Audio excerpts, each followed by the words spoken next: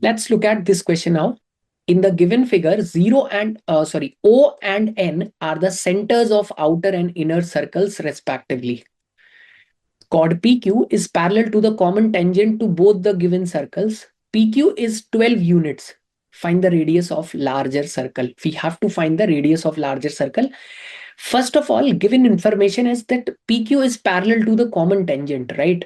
So if I join these 2 points, first of all, if I join these 2 points, right? If I drop a perpendicular, it will bisect the chord, right? It will bisect the chord. Also, we know that if we join this line to the point of contact of tangent, it would be perpendicular, right? And it is given that this chord is parallel, so this angle will also be 90 degree, correct? So this line joining the center of this larger circle and this chord bisecting this chord would be a perpendicular bisector. So the length NQ, so this length NQ would be 6 and this PN would be 6. Now look at this smaller triangle.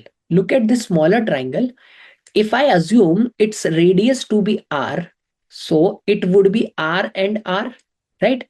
And 2R would be the radius of this larger circle, because the smaller circle touches the larger circle from inside.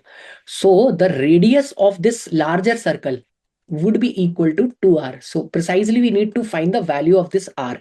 Let's join these 2 points O and Q. Let's join these 2 points O and Q, right? This is also the radius of this larger circle, which is already 2R.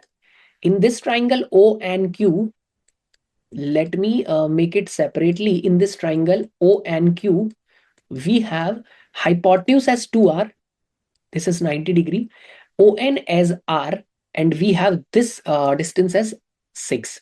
Using the Pythagoras, I can easily find the value of this radius.